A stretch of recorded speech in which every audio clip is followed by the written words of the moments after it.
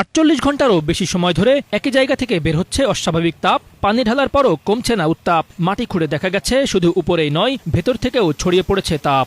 শুনতে অবাক লাগলেও ঘটনাটি ঘটেছে শরীয়তপুরের গোসাইরহাট উপজেলা স্বাস্থ্য কমপ্লেক্স প্রাঙ্গণে।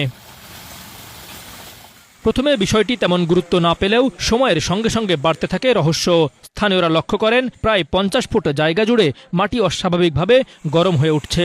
কৌতূহল থেকে শুরু হওয়া অনুসন্ধান ধীরে ধীরে রূপ নেয় উদ্বেগে। যখন মাটিতে গর্ত করা হয় তখন দেখা যায় মাটির নিচ থেকেও বের হচ্ছে তাপ, আর এতেই ছড়িয়ে পড়ে নানা জল্পনা কল্পনা।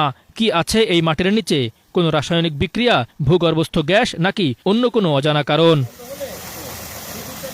এদিকে রহস্যময় এ ঘটনা ঘিরে স্থানীয়দের মধ্যে তৈরি হয়েছে কৌতূহল ও আতঙ্ক। ঘটনাস্থলে ভিড় করছেন বিষয়টি দেখার জন্য। প্রচুর পরিমাণ তাপ, মানে পিচ ঢালার উপরে জুতা নিয়ে দাঁড়ালে জুতা শুদ্ধ গরম হয়ে যেতেছে। রাত্র ৮টার সময় হসপিটালে আসছি, আসার পরে বিদ্যুতের সমস্যা, সেই জন্য আসার পরে দেখি বিদ্যুৎ মোটামুটি সবাই ঠিক আছে, তাই বিদ্যুতের খুঁটির গোড়ায় প্রচন্ড গরম হয়েছে। তাই গরম হওয়ার পরে আজকে সকালে আমি ওইটার আবার প্রায় ২০ ফিটের মতন ওটা গর্ত করছি।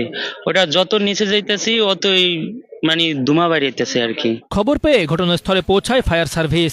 তারা পানি ছিটিয়ে তাপমাত্রা নিয়ন্ত্রণের চেষ্টা চালান। তবে পানি দেওয়ার সঙ্গে সঙ্গে জায়গাটি শুকিয়ে যাচ্ছে।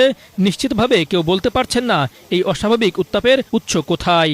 ঘটনাটা মূলত কালকে রাত্র থেকে, আমরা রাত্র আসছিলাম এখানে, আমরা সংবাদ পাই যে এখানে মাটি গরম হয়ে গেছে, একটা ভাব উঠতেছে। খবর পেয়ে আমরা আমাদের এক ইউনিট নিয়ে ঘটনাস্থলে আসি। আইসা দেখি যে এখানে একটু মাটি গরম এবং কিছু পাকাও গরম ছিল।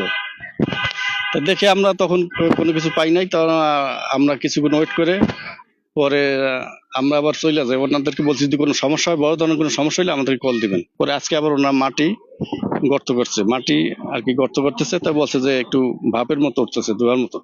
তাই আমাদেরকে কল দিছে, আমরা আসছি। আইসা দেখি যে পুরো হিট উঠতেছে। তা আমরা পানি দিয়ে মোটামুটি এখন বাসায় দিছি। তারপর পরবর্তীতে যদি কোনো সমস্যা হয় এখানে ভেকুর দিয়ে গর্ত করতে হবে। যদি বড় ধরনের সমস্যা হয়, যদি এত না কমে, তাহলে ভেকুর দিয়ে গর্ত করতে হবে। গর্ত করে তারপর আমরা পর্যবেক্ষণ করে দেখতে পারবো যে নিচে আসলে কি আছে। মাটির নিচে কি কারণে এমন তাপ সৃষ্টি হচ্ছে তা জানতে অপেক্ষায় রয়েছেন স্থানীয়রা। স্বাস্থ্য কমপ্লেক্স কর্তৃপক্ষ ও স্থানীয় প্রশাসন বিষয়টি গুরুত্বের সঙ্গে পর্যবেক্ষণ করছে। তাপের উৎস এবং সম্ভাব্য ঝুঁকি নির্ণয়ে প্রয়োজনীয় ব্যবস্থা নেওয়া হবে বলে সংশ্লিষ্ট সূত্রে জানা গেছে। Banglavision news desk.